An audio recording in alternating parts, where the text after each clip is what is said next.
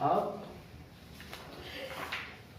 हम स्टार्ट करेंगे chapter number 15 probability.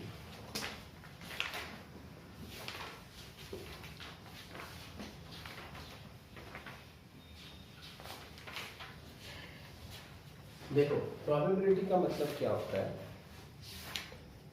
Probability का मतलब है किसी भी इवेंट के होने के चांसेस कितने, ठीक है, उसको हम क्या कहते हैं, प्रोबेबिलिटी। एक्चुअल में ये मैथमेटिक्स ऑफ चांसेस ही है। इसकी स्टार्ट तब हुई जब गैम्बलर्स ने एक स्पेसिफिक फॉर्मूला निकालने की कोशिश की, तो उसके चक्कर में मैथमेटिशियंस के पास गए कि हमारे जीतने के क्या चांस है किसी भी चीज में, स्पेसिफिक फाइंड आउट करने के लिए। तो मैथमेटिक्स ने गैम्बलिंग को जब स्टडी किया तो प्रोबेबिलिटी स्टार्ट हुई। वैसे प्रोबेबिलिटी से गैम्बलर्स की तो कोई हेल्प नहीं हुई, लेकिन मैथमेटिक्स की एक ब्रांच डेवलप हो गई, प्रोबेबिलिटी। अब ये जो प्रोबेबिलिटी है क्लास 10th में, ये सेम है क्लास 9th वाली, कोई भी इसमें नई चीज नहीं है। देखिए जरा, अगर हमें प्रोबेबिलिटी निकालनी है, प्रोबेबिलिटी ऑफ एन इवेंट, किसी भी इवेंट की प्रोबेबिलिटी को हम रिप्रेजेंट करते हैं पीई से। इसका मतलब है पी का मतलब प्रोबेबिलिटी, ए का मतलब इवेंट।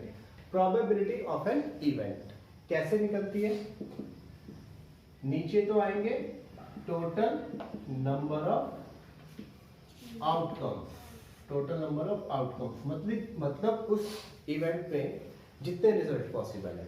जैसे मान लीजिए आपने एक एग्जाम दिया, ठीक है, तो एक एग्जाम के कितने रिजल्ट पॉसिबल है, 2, पास या फेल, ठीक है। अगर आपका रिजल्ट रुक जाता है तो भी इन फ्यूचर में पास या फेल में ही आएगा। कभी एग्जाम लेट हो सकते हैं, लेकिन इवेंचुअली 2 ही रिजल्ट है।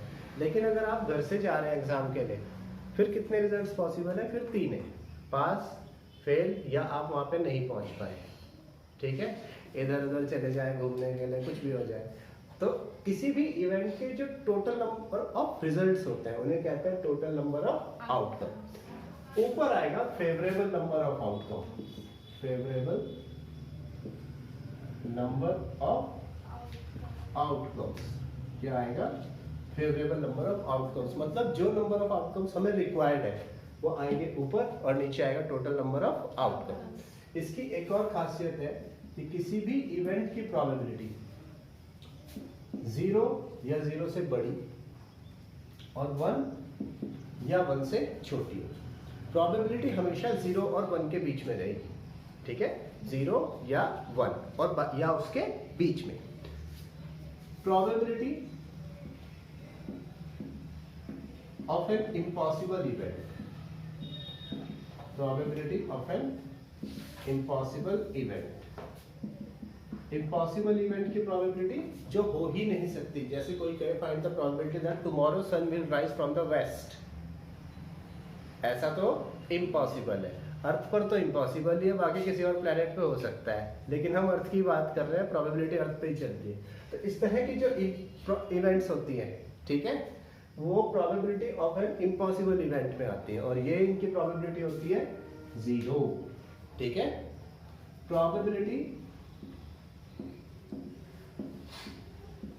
Of a sure event, sure event का मतलब जो फिक्स है कि ये इवेंट होगी ही होगी, श्योर इवेंट। जैसे find the probability that tomorrow sun will rise from the east, ये श्योर इवेंट है, तो इसकी प्रोबेबिलिटी हमेशा होती है 1। उसके बीच में कुछ इवेंट्स होती हैं, जैसे कि स्कूल विल ओपन फ्रॉम 15, ये अभी पता नहीं है कि हो भी सकता है, नहीं भी हो सकता, तो उसकी जो प्रोबेबिलिटी है वो 0 और 1 के बीच में होगी, ठीक है।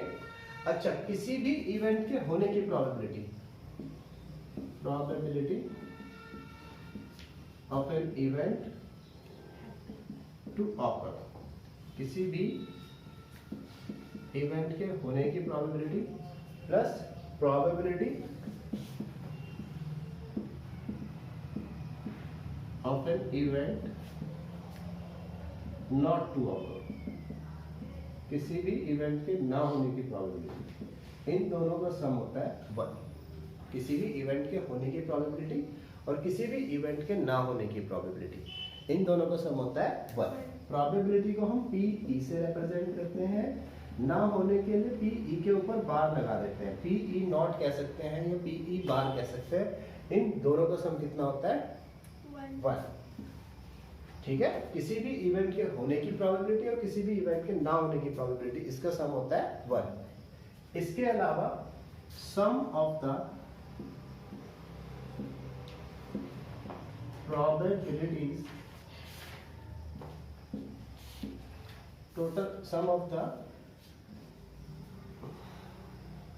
ये आप गलत काट दिए, probabilities of the total events, of the total events, वो भी क्या होता है 1 होता है। इसका मतलब देखिए, कोई इवेंट हो रही है जिसके बहुत सारे पॉसिबल आउटकम है। मान लिया आपने एक डाइस थ्रो की, तो डाइस में कितने आउटकम है 6। 1 भी आ सकता है, 0 भी आ सकता है, 0 नहीं आएगा, ठीक है 1 आ सकता है, 2 आ सकता है, 3 आ सकता है, 4 आ सकता है, 5 आ सकता है, 6 आ सकता है। तो 1 आने की प्रोबेबिलिटी, 2 आने की प्रोबेबिलिटी, 3 आने की प्रोबेबिलिटी, 4 आने की प्रोबेबिलिटी, 5 आने की प्रोबेबिलिटी, 6 आने की प्रोबेबिलिटी, सभी की सभी प्रोबेबिलिटीज का सम कितना होगा 1। ठीक है, चाहे मैं वो डाइस एक बार थ्रो करूं, चाहे वो 2 बार थ्रो करूं, चाहे 3 बार थ्रो करूं, चाहे 4 बार थ्रो करूं, सभी की प्रोबेबिलिटीज का सम कितना आएगा, हमेशा 1 आएगा। जैसे मान लो तुम 3 बच्चे हो, अब मैं कहूँ कि इसके फर्स्ट आने की प्रोबेबिलिटी इतनी है, इसके फर्स्ट आने की प्रोबेबिलिटी इतनी है, और मैंने एक टेस्ट लिया, अब तीनों के तीनों बच्चे आ गए अपनी प्रिपरेशन के साथ, मैंने कहा इसके फर्स्ट आने की प्रोबेबिलिटी इतनी है, इसके फर्स्ट आने की इतनी है, इसके फर्स्ट आने की प्रोबेबिलिटी इतनी है, तो उन सभी प्रोबेबिलिटीज का सम कितना आएगा 1। प्रोबेबिलिटी का सम 1 ही आता है। ठीक है सर, फर्स्ट तो एक ही आएगा, तो फेवरेबल में 1 आएगा, अपॉन में 3 आएगा। हाँ, जैसे ये है, मान लो कि तुम तीनों हो, इक्वल लाइकली हो, मतलब तीनों इक्वल ही पढ़कर आए हो, है ना। अब तीनों के प्रोबेबिलिटी फर्स्ट आने की क्या हो गई, इक्वल हो गई। अब पहले वाले बच्चे के फर्स्ट आने की प्रोबेबिलिटी 1/3, क्योंकि एक स्टूडेंट है, मानने वाले का रिया फर्स्ट आएगी, तो एक स्टूडेंट है ऊपर नीचे टोटल। फिर मैंने कहा हर्षिता फर्स्ट आएगी, हर्षिता एक स्टूडेंट है, नीचे टोटल। फिर आस्था एक स्टूडेंट है, नीचे टोटल। देखो सभी प्रोबेबिलिटीज का सम कितना आएगा 1। मेरी बात क्लियर आ गई समझ में? कॉपी कीजिएगा, यही प्रोबेबिलिटी का बेसिक